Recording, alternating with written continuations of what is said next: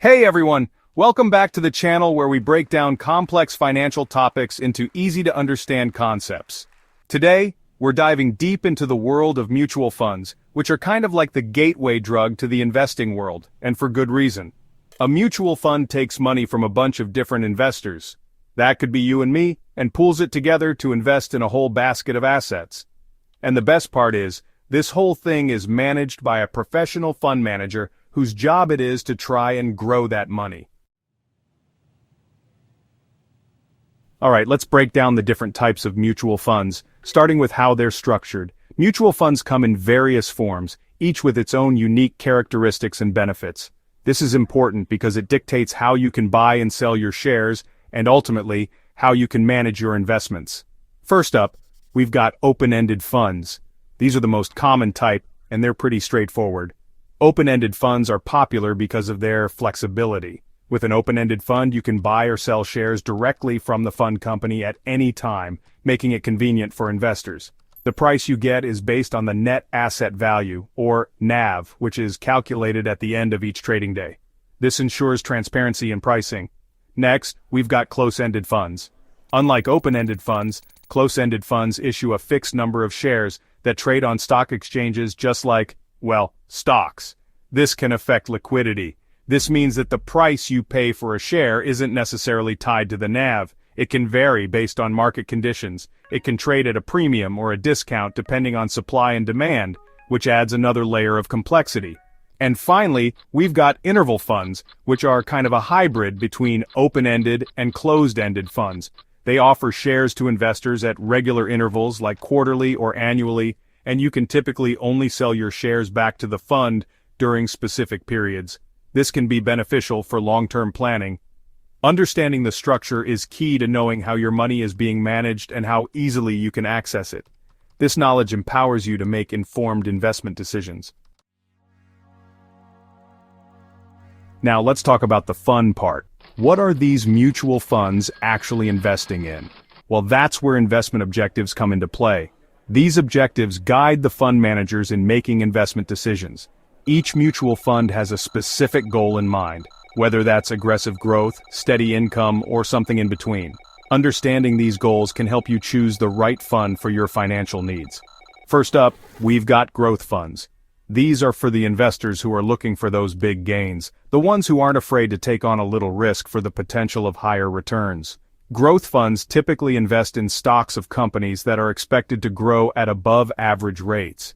Growth funds typically invest in stocks of companies that are expected to grow at above average rates.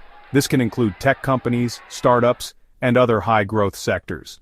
Next, we have income funds. These are all about generating a steady stream of income for investors. They tend to invest in bonds and other fixed income securities that pay out regular interest payments.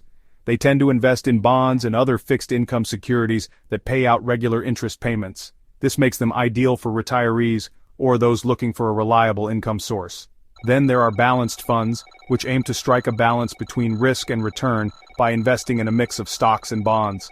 These funds are great for investors who want a diversified portfolio. And finally, we have money market funds. These are the most conservative type of mutual fund and invest in short-term debt securities like treasury bills and commercial paper. They are perfect for those who prioritize capital preservation and liquidity. Now let's talk about asset classes. This refers to the types of investments a mutual fund holds in its portfolio. First up, we've got equity funds, which invest primarily in stocks. These funds offer the potential for high returns but also come with higher risk. Within equity funds, you'll find different subcategories like large-cap funds, mid-cap funds, and small-cap funds. Next, we've got debt funds, which primarily invest in bonds and other fixed-income securities. Debt funds are generally considered less risky than equity funds and offer a steady stream of income in the form of interest payments. Then there are hybrid funds, which combine elements of both equity and debt funds.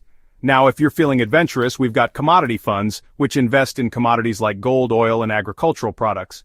And finally, we have real estate funds, which invest in real estate properties or real estate investment trusts, or REITs. Real estate funds can offer diversification and potential for long-term growth, but can be illiquid at times. Now let's talk about everyone's favorite topic, risk. When it comes to investing, risk and return go hand in hand. The higher the potential return, the higher the risk. Mutual funds are no different, and they are categorized based on their risk profiles.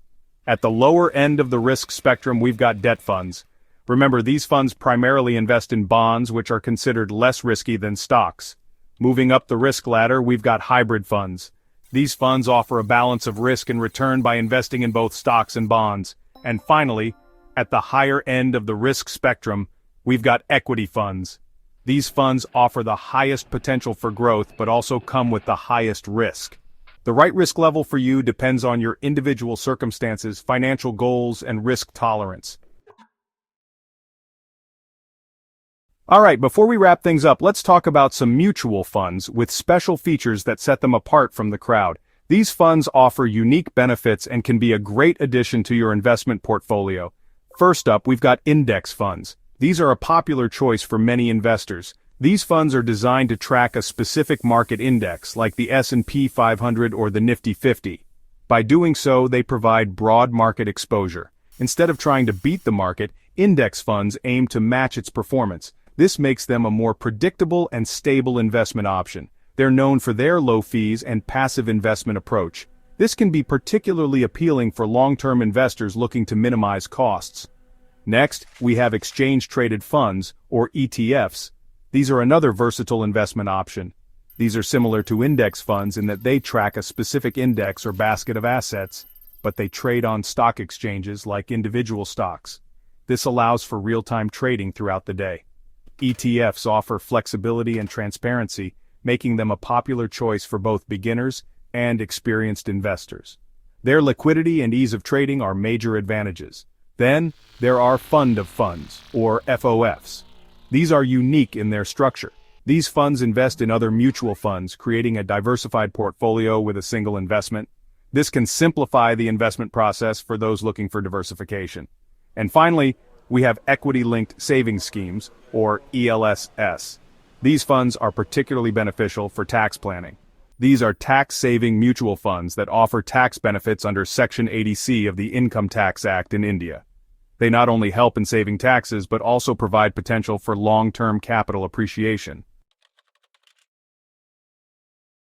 That was a lot of information, but I hope you found it helpful. Remember, investing doesn't have to be complicated. Mutual funds offer a simple and accessible way to grow your wealth over time. If you're ready to start investing, I encourage you to do your research, explore your options, and consider consulting with a financial advisor to create a personalized investment plan.